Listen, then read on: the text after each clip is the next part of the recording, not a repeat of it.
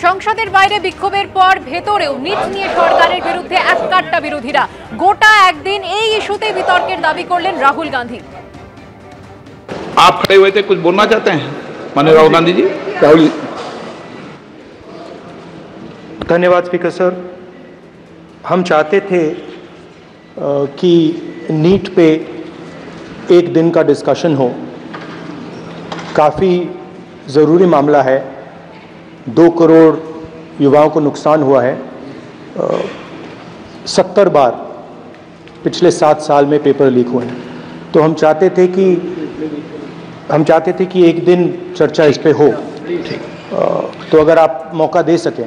ठीक है, राष्ट्रपति अभिभाषण पर आप विषय रखें, क्योंकि हमने व्यवस्था दे चुके हैं पहले ही कि राष्ट्रपति भाषण के मध्य में न शून्यकाल होगा न कोई स्थगन प्रस्ताव को लिया जाएगा।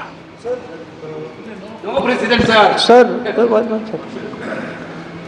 प्रेसिडेंट तो जो अध्यक्ष बनाता है वही प्रेसिडेंट होते हैं वेणुगोपाल जी।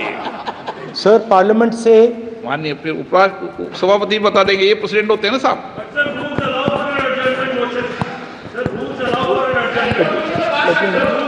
रूल के बाद भी अध्यक्ष निर्देश होते हैं ना वकील साहब। चलिए, आपको बोलने दे रहे हैं आपके नेता लोग, आपको बोलने दे रहे हैं लोग। सर पार्लियामेंट से देश को मैसेज जाता है। ठीक है, और हम स्टूडेंट्स को मैसेज देना चाहते हैं कि जो नीट का इशू है वो पार्लियामेंट के लिए जरूरी है। ठीक है, इसलिए मैसेज देने के लिए हम चाहते थे कि एक दिन पार्लियामेंट चर्चा करे। मैं देखता हूँ, ठीक है। हाँ, at least allow sir LOP to conclude sir. No conclude कर दिया उन्होंने पहले विषय। আজকে এখানে আমরা এই সমস্ত এজেন্সিগুলোর যে কাজকর্ম, তাদের যে পদ্ধতি প্রক্রিয়া, তার বিরুদ্ধে একটা প্রতিবাদ জানাতে হবে এবং তারই যথার্থ প্রতিফলন এখানে আজকে করা হল। এরপরে আমাদের ভেতরে যাওয়া হবে, অ্যাডজর্নমেন্ট মোশন দেওয়া আছে, সেটা যদি অনুমতি না হয় তাহলে ওয়াকআউট হবে।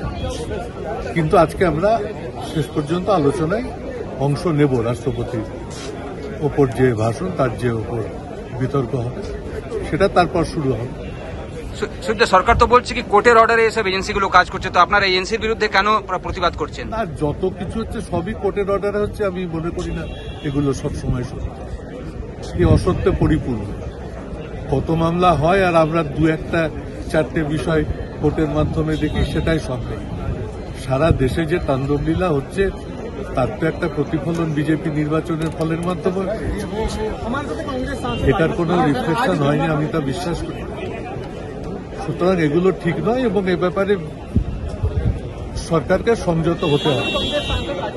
তাদের অভিযোগ যে অরবিন্দ কেজরিওয়াল, হেমন্ত সোরেন এবং বাংলার 3 জন মন্ত্রীকে অন্যায়ভাবে রাজনৈতিক স্বার্থে কাজে চরিতার্থ করার জন্য তাদেরকে বলুন না একটু চোপড়া থেকে ঘুরে আসতে, একটু কুচবিহার থেকে ঘুরে আসতে, সেই মহিলাটার সাথে একবার গিয়ে কথা বলে আসতে বলুন। যে মহিলা বিবস্ত্র, মুসলিম মহিলা, তো মাইনরিটি, তো ইন্ডিয়ার জোটের লোক, ইন্ডি জোটের লোকেদের তো তাদের মুসলিমদের প্রতি তো একটু সহানুভূতি আছে নিশ্চয়ই। তো সে মাটিতে উলঙ্গ হয়ে শুয়ে আছে, তার সাথে একবার কথা বলে আসুন। রাহুল গান্ধী যান একবার।